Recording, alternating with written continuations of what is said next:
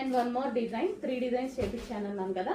So yoke part మొత్తం ఈ విధంగా సైడ్ డిజైన్ తీసుకొని వర్క్ చేపించాము అనమాట. సో ఇది వచ్చేసి hand yellow colour.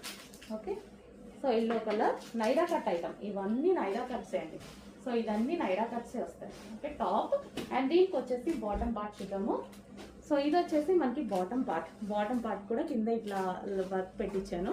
And next colour green. ఇవి ఎక్కడా దొరకవండి, మన దగ్గర మాత్రమే దొరుకుతాయి, ఇంకెక్కడా దొరకవు. సో మేము వేరే పేజ్లో ట్రై చేద్దామన్నా దొరకవు. ఇది స్పెషల్గా మనం చేయించుకుందాం.